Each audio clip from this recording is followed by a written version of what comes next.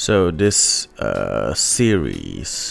this new series that I have started is going to be about me talking about the IEMs that I owned, just a part of my collection. This is the first episode, I guess you can say, of the series, which we are going to talk a bit about my most budget IEMs in my collection, like the cheapest IEMs that you can probably choose as starters.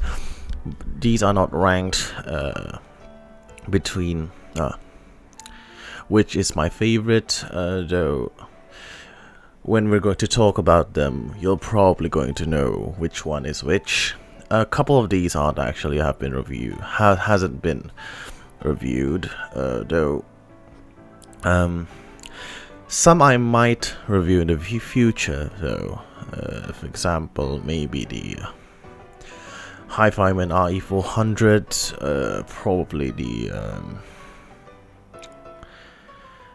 I don't know, maybe the KZ EDX or the QKZ VK4s, but I still don't know if I'm going to review them or not.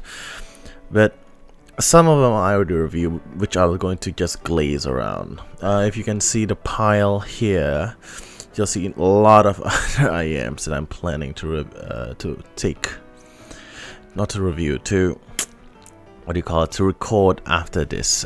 So yeah, you have the Blessing 2 right there, and the Z1Rs, and yeah.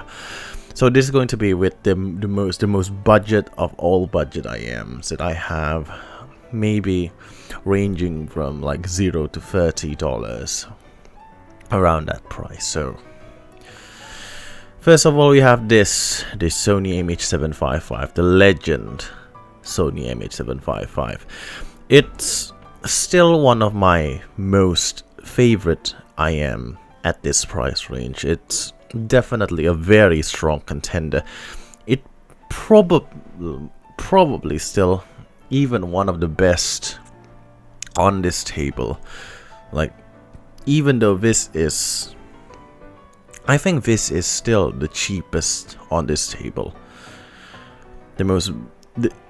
It was free actually, so this used to be $0. But if you're going to look for one right now, especially an MMCX modded or cable modded, you might be looking at around $15 to $20, which is still a very, very good price for their sound quality. So it's a very, very good sounding IEM for a very, very budget price, which is what we're all looking for. Not all, but some of us are looking for. And of course, we have also the not as legendary but quite legendary Blon BL-03s. At the beginning, when I started this channel, these are one of the first IEMs that I reviewed, and I didn't actually give them a lot of credit, I guess. I talked about them having terrible technical performance, which they actually do, but there are a few things that I would say I quite missed when talking about the soundstage, which actually they have good amount of soundstage, and the detail, considering a few years after the release of the Blon BL-03s. With the release of newer IEMs such as the Tanya and the Moondrop Quarks, which have not as good detail retrieval, I think I can give a bit more credit to the detail retrieval of the Blon BL-03s than when I did before. Although it's still not as detailed as I would prefer them to be. However, they are still okay, I guess, in my book, especially for this price range. And we also have the Blon BL-01s. The Blon BL-01s is quite polarizing how I reviewed the Blon BL-01s, because when it got first released, everybody liked the Blon BL-01s over the Blon BL-03s. I mean, I was one of the first that said that the Blon BL-03s are still better than the Blon BL-01s in terms of their mid-range, which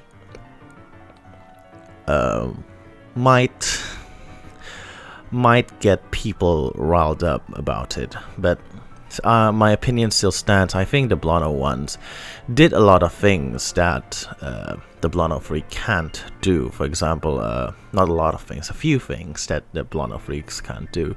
Maybe in terms of bass tightness and the overall tightness, overall control of the music it's presenting. However, the Blon 03 still wins in terms of soundstage width and a bit more better in terms of general tonal balance and mid-range performance. So if I'm going to buy a Blon, I've talked about this before, if I'm going to buy a Blon, I would expect to have a Blon mid-range. I know it's not very popular with the newer Blons, and it might just only work with the Blon 03s. However, it's the beginning. This is the beginning of Blon being noticeable, Blon being noticed in the IEM world. So yeah, I think the newer iterations of Blon should be the upgraded version of the Blon 03, not in terms of its tuning nor its tonal balance, but it's in terms of their technical performance. And I think if they manage to do that, even with the less balanced treble region, less contoured treble region, I think they would really have a very good product that a lot of people are going to like. So this, and also we have these are the KZs. The only reason that I bought these two, the ZSTX and the ZSN Pro X, is to compare them with the EDX, MT1s and the CCA CSTs and the VK4s. So I never actually listened to them. Like, I listened to them for a few times. It's not that I never listened to them, but I listen to them mostly because I need to listen to them for comparison. Like, that's the majority of my time listening to them, is just for comparing with the other IEMs that I have on this table. They sound very sharp. These are the type of KZs that I really don't like. It's not really don't like. I mean, it's I don't like them, but I think I despise the DQ6 much more than these. It's like the EDX is fantastic in my opinion. It's very low price. It's crazy fantastic in value. However, when they introduce that second driver, the coherency just fucks up, and the V-shape sound, they get more V-shape for some fucking reason. And with the DQ6, the incoherency of those three drivers just too much for me. And with these, they are a bit more coherent, although they are much sharper in terms of treble. So I don't really recommend these, like, at all. But I do recommend the EDX, which is something else. This is one of the weird KZs, like one of the anomalies of KZ IEMs, which I actually quite like.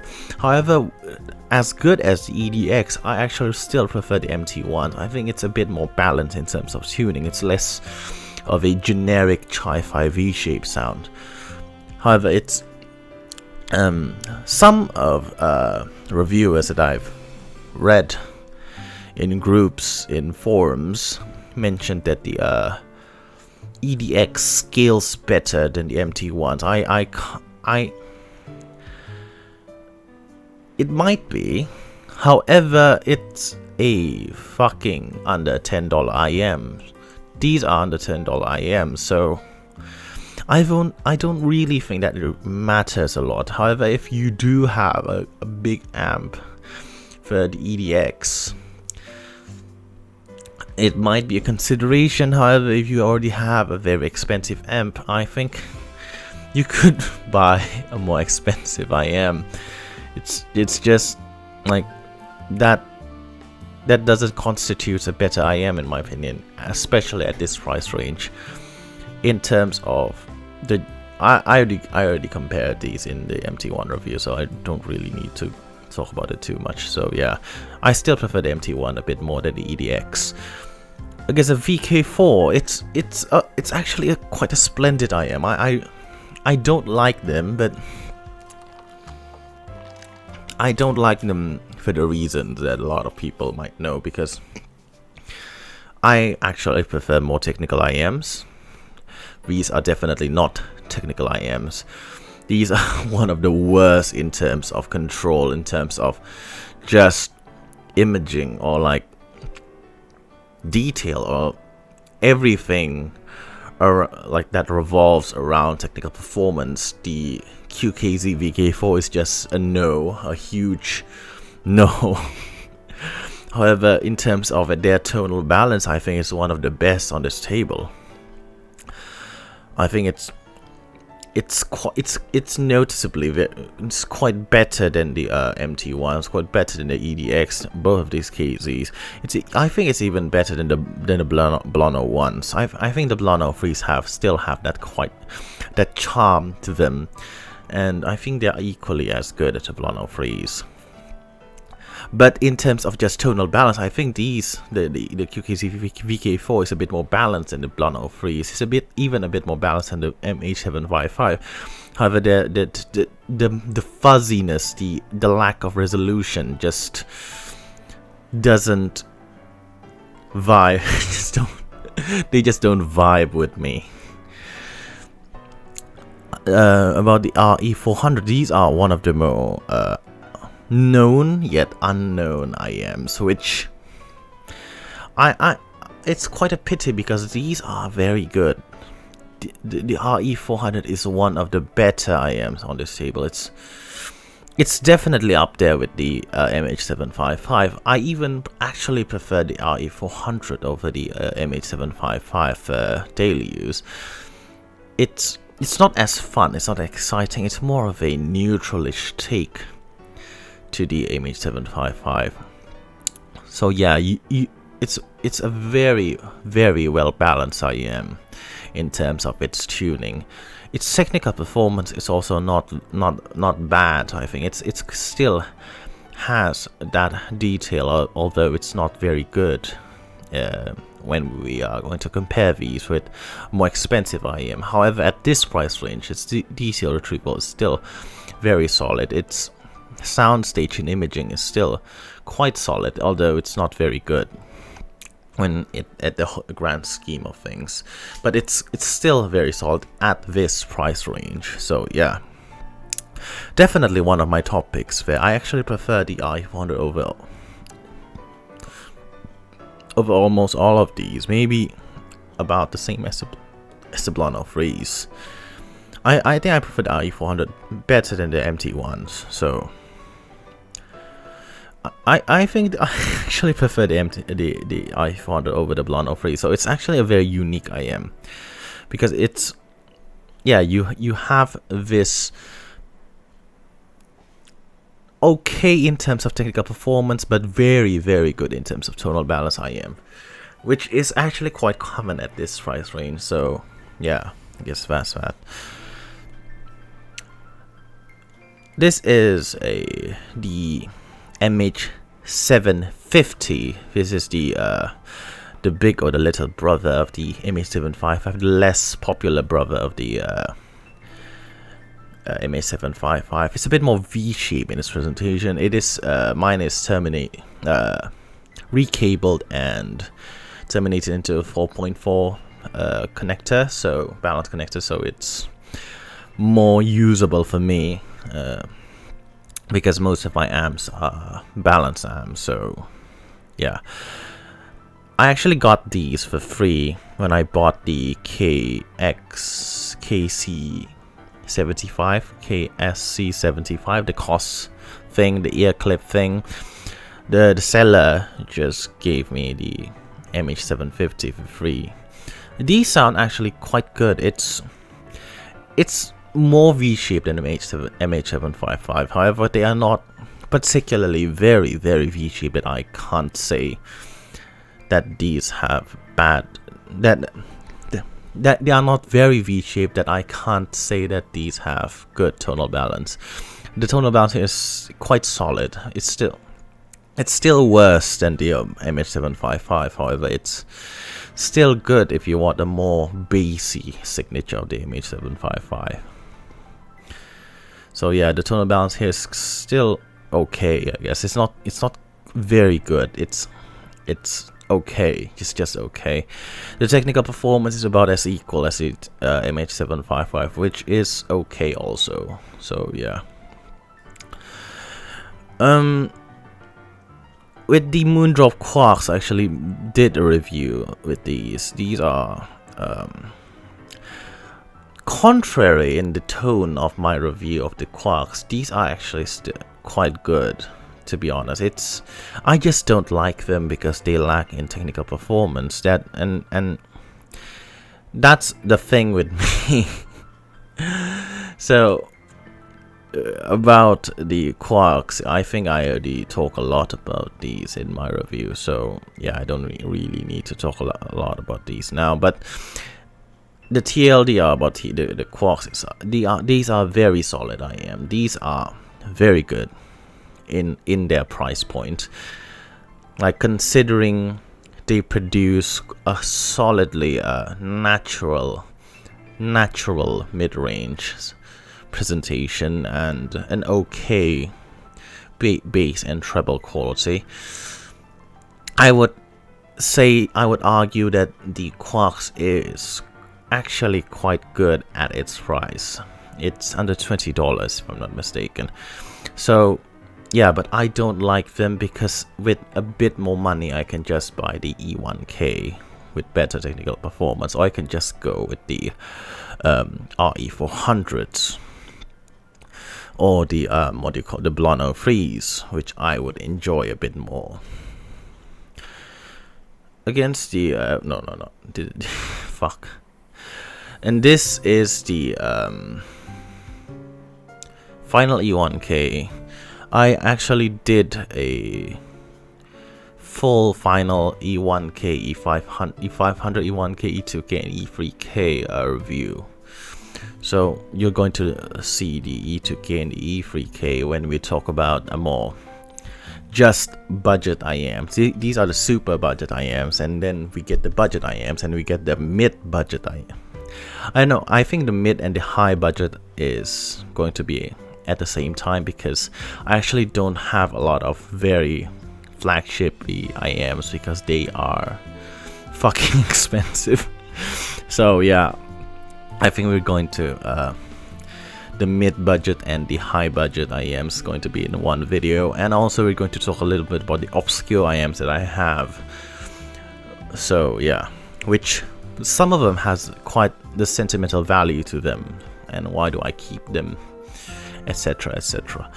And I think I'm going to talk the E1K and the E500 together, with the international version being released, which is the EVA 2020. I forgot what's the name. I think the EVA 2020, the Evangelion 2020 IEMs. I think the E1K and the E500 or the EVA 2020 is. These are quite solid in terms of overall, I guess. I think that the E500 is a bit more darker for my preference. I think both of them needs a bit of treble energy for my preference, and they do lack a bit of peanut gain. When you first take a listen to them, you might get a bit surprised by them being a bit more, how should I say it, like more conservative, a bit more muddier. It's not muddy actually. When you listen to them for quite a longer period of time, instead of just listening to them for like 5 minutes and leaving after listening to the MT1 or the EDX or the Moondrop Quarks or the Tanyas, you actually would notice that The mid-range here is actually very good.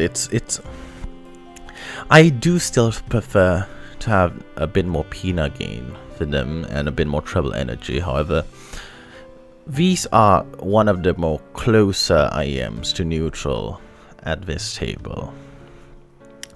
Maybe about how close the RE-400s to neutral. These are actually quite good. However, I think the E1K is a bit closer to neutral for me than the E500. The E500 has a weird presentation of soundstage. It's quite wide, although it sounds hollow in the mid range. In the not the mid range, at the middle. I think the imaging is quite weird. It's good here, but here it's not so much. It's quite peculiar in my opinion. The E1K is a bit more even in terms of their imaging, but yeah. So actually, the tightness, also the overall transience response is better in the E1K. I think it's a bit tighter, a bit more well controlled than the E500. So I actually prefer the E1K over the E500. The bass feels a bit more textured here, although it's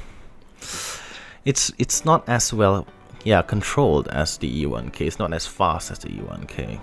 So yeah, I actually prefer the E1K over the E500. This is an IEM that I've mentioned a short time ago. I mentioned in the review of the Hazard Sound Hard Mirror. It's the DQSM Hermit. It's one of the hyped IEMs I have in my country. It's a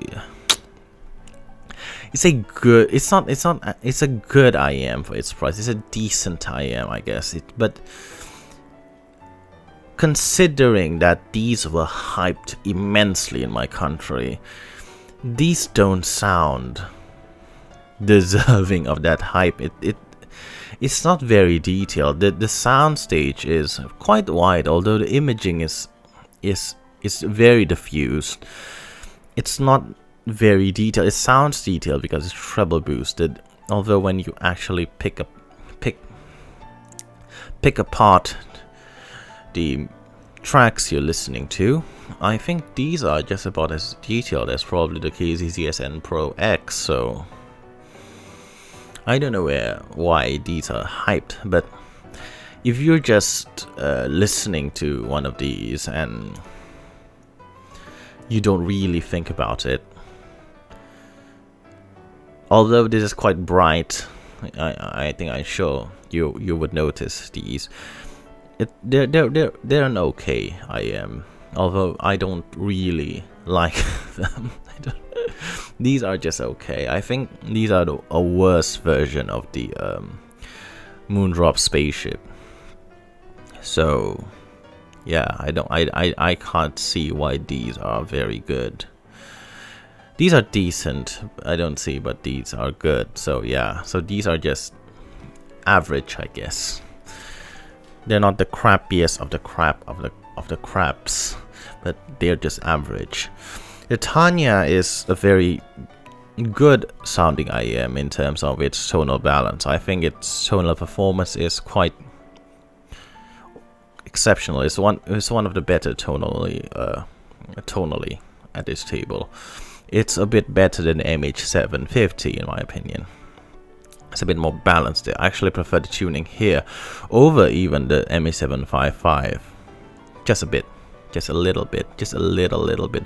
Maybe at the equal footing, but I think the Tanya has that tonal balance figured out just a bit better than the MH755. However, not really by that much.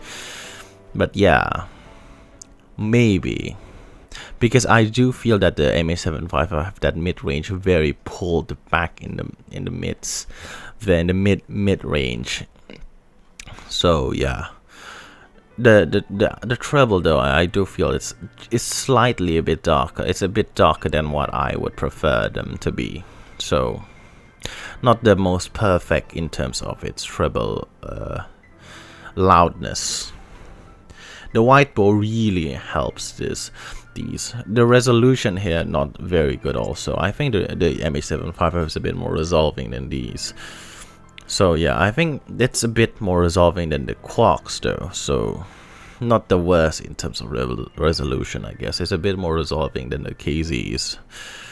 So I think it's not as bad as I might have mentioned in the video, but it's quite bad. But it's better than a few things on this table, so yeah. The Spaceship here is actually one of the IEMs that I use a lot because of the size. It's not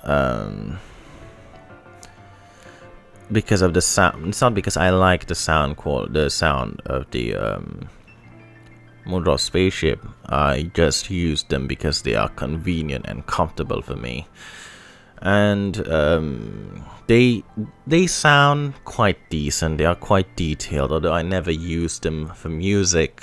Actually, I just watch YouTube videos with them. I